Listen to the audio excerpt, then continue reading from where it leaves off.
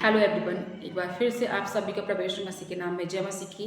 प्रभु के नाम को मैं बहुत से धन्यवाद देती हूँ कि प्रभु का बड़ा अनुग्रह मेरे ऊपर, मेरे परिवार के ऊपर और आप सब जितने यूट्यूब पर परमेश्वर के वचन को सुनते हैं और उस वचन को अपने जीवन में लागू करते हैं, उन सब के साथ में प्रभु का अनुग्रह बना रहा है। इस बात के लिए मैं परमेश्वर के नाम को धन्यवाद देती हूँ।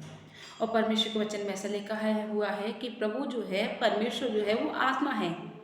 इसीलिए अवश्य है, जरूरी है कि उसके नाम को लेने वाले, उसकी आराधना को करने वाले जितने लोग उसके नाम की जय जयकार को करते हैं, वो हर एक जन प्रभु की आराधना को आत्मा के साथ में करे, क्योंकि परमेश्वर आत्मा है। इसीलिए हमें भी परमेश्वर के सम्मुख आत्मा में होकर जाना है। जैसे हमारे लिए खाना खाना आवश्यक है, पानी पीना भी आवश्यक है, बहुत नीड्स है, उसके बिना हम बिल्कुल नहीं रह सकते हैं। वैसे ही प्रभु कह रहा है कि आत्मिक लोगों को, प्रभु के लोगों को परमेश्वर के नाम की आराधना को करना, उसके नाम को लेना आत्मा में होकर आवश्यक है।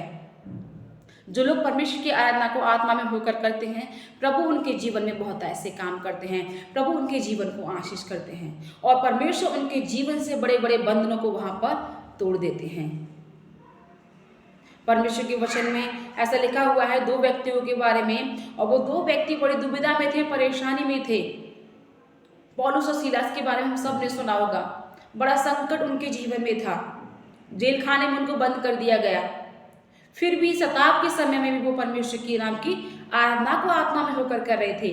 परमेश्वर के नाम को वो जय जयकार को वो आत्मा में होकर कर रहे थे।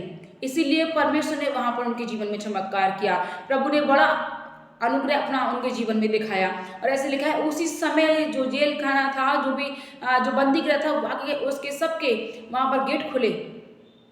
प्रभु ने बड़ा छुटकारा उनके जीवन में किया। वो सारे बंधन जो थे, वो सारे बंधन आराधना के द्वारा टूट गए। प्रभु अपने लोगों को संभालने वाला परमेश्वर है। वो परमेश्वर कहता है कि मैं आज ही का परमेश्वर नहीं हूं, बल्कि मैं आदि अनंत काल का परमेश्वर हूं। आपके जीवन में सदैव आपके साथ रहने वाला परमेश्वर हूँ। बड़े बड़े चिन्हों चमत्कार को करने वाला परमेश्वर हूँ। लेकिन चमत्कार वो केवल आराधना के द्वारा करता है, जब मैं और आप उसके नाम की आराधना को आत्मा में होकर करते हैं। प्रभु ऐसे लोगों को आशीष करता है। यरीहो की दीवार के बारे में हम सब अच्छे से जानते हैं। यरीहो की दीवार काफी लंबी और चौड़ी दीवार थी। वहां पर काफी कोशिश करने के बाद में, जब इस्राएली लोगों ने काफी कोशिश की, उसके बाद में वो दीवार को नहीं तोड़ पाए। लेकिन जैसे ही उन्होंने आराधना करते हुए और परमेश्वर के गीत गाते हुए, जय जयकार करते हुए उस यरीहो की दीवार के चारों ओर उन्होंने आराधना करना शुरू किया, ऐसा लिखा हुआ है कि परमेश्वर ने उस दीवार को गिरा दिया। जो काम वो खुद से नहीं कर पा रहे थे, उस काम को परमेश्वर ने करके दिखाया। जो काम मनुष्य नहीं कर पाता, उस काम को परमेश्वर करने की सामर्थ्य रखता है। लेकिन वो करता तभी है तब मैं और आप उसकी आराधना को आत्मा और सच्चाई के साथ में करते हैं। बाइबल में बहुत से लोगों के बारे में लिखा है, जिन लोगों ने प्रभु के नाम को, आराधना को बड़े आत्मिक तौर से लिया, आत्मा के साथ में लिया, प्रभु ने उनके जीवन को बदल दिया।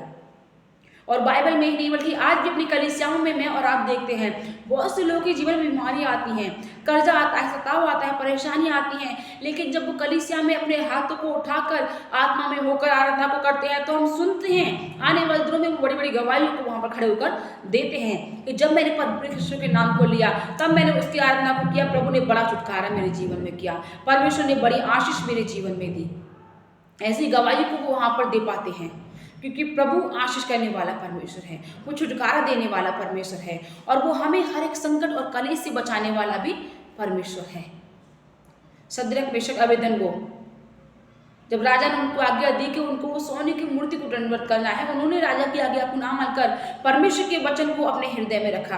और ऐसा लिखा है, जब उनको धधकते हुए भट्टे में डाल दिया गया, उस समय वो तीनों के तीनों आग के भट्टे के अंदर जय जयकार कर रहे थे, आराधना कर रहे थे, और वहां पर 3 नहीं बल्कि 4 लोग उपस्थित हुए।